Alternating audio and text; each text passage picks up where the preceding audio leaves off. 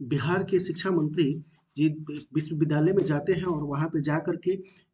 हिंदू के धर्म ग्रंथ रामचरितमानस के ऊपर में उटपटांग भाषाएं बोल करके आते हैं, जो बोलते हैं कि ये रामचरितमानस जो है ये नफरत फैलाने वाला ग्रंथ है। फिर भी वहाँ का हिंदू समाज, वहाँ का ही नहीं पूरे भारतवर्ष का हिंदू समाज कुछ भी सवाल नहीं कर रहा है उस राजनेता से। यहाँ तक कि वहाँ का मुख्यमंत्री, वहाँ का जो जो डिप्टी सीएम है, उनको भी इसके बारे में वो कुछ भी वहाँ पे बयान नहीं दिलवा रहे हैं, अपने वहाँ पे माफ़ी नहीं मंगवा रहे हैं कि आपने ये गलत बोले हुए हो, आप समाज में जाकर के आप इसके प्रति इसके लिए आप माफ़ी मांगो। ये सारा का सारा ये सारे नेता जो हैं, ये सारे नेताओं का मिली भगत है और ये मिली भगत होने के कारण से ही आज ये ऐसा शिक्षा मंत्री वहाँ पे बना हुआ है और ऐसा शिक्षा मंत्री ऐसे ऐसे उलूल जुलूल भाषाएं वहाँ पे बोल रहा है। आप जरा सा सोचो, ऐसे शिक्षा मंत्री अगर, ऐसे व्यक्ति अगर जो वहाँ पे शिक्षा मंत्री रहेगा, तो वहाँ पे किस प्रकार का वहाँ पे शिक्षा का व्यवस्था वहाँ पे डेवलप करेगा, किस तरह का वहाँ पे शिक्षा का स्तर बनाएगा, किस तरह का वहाँ पे शिक्षा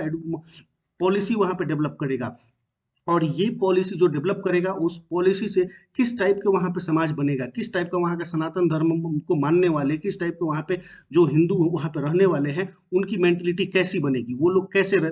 विचार के वहाँ पे बनते जाएंगे अगर जो इस तरह के ऐसे सोच वाले मंत्री वहाँ पे रहेंगे। और ऐसे सोच वाले मंत्री रह करके किस तरह का वहाँ पे पॉलिसी डेवलप करेगा और वो पॉलिसी को पढ़ करके कोई किस तरह का समाज वहाँ पे बनाएगा और किस तरह से वहाँ पे वहाँ के सनातन धर्मियों को और वहाँ के हिंदू समाज के लोगों की वहाँ पे मेंटलिटी बनेगी और किस तरह से वो लोग आगे विकसित होगा। आप देखो, आप दूसरे अभी कुछ ही दिन पहले देखे हुए होंगे कि किसी दूसरे धर्म ग्रंथ के ऊपर में किसी या फिर किसी दूसरे के धर्म के ऊपर में एक जरा से चूक किसी ने बोल देता है, तो वहाँ पे उसके लिए कैसे कैसे वहाँ पे आंदोलन स्टार्ट हो जाते हैं, कैसे कैसे वो लोग अपने धर्म के प्रति अपना प्रेम भाव वहाँ पे दर्शाते हैं। लेकिन ये हिंदू समाज ऐसा शांत हो गया है, इतना ये निचले स्तर पे अपने मेंटलिटी को लेकर के चला गया है कि हमारे धर्म ग्रंथ, हमारे भगवान के ऊपर में, हमारे पोशाक के ऊपर में, हमारी व्यवस्था के ऊपर में, हमारी कल्चर के ऊपर में जिसको मन में आता है कुछ भी बोल करके वहां पे चले जाता है। उसके बाद में उसके राजनेता उसको डिफाइन करने के लिए, उसको और प्रूफ करने के लिए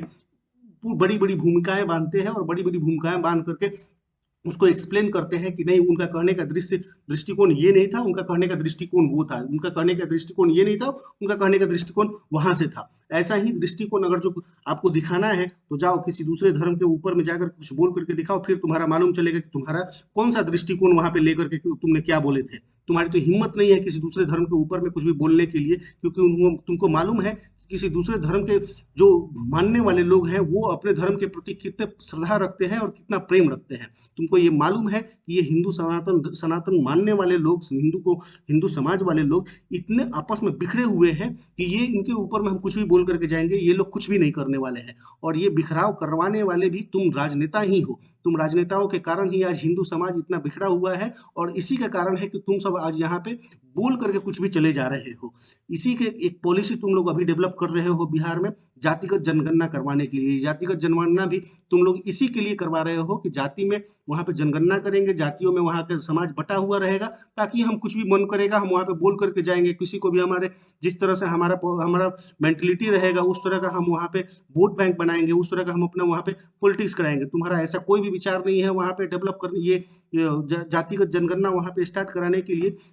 कि समाज को वहाँ पे हम एक वो अच्छा व्यवस्था देंगे। ये कोई व्यवस्था देने के लिए वहाँ पे जातिगत जनगणना तुम नहीं करा रहे हो। एक बार और इसके पहले भी पूरे भारतवर्ष में वहाँ जातिगत जनगणना की करवाई गई थी, जिसमें कि लालू यादव और वहाँ के जो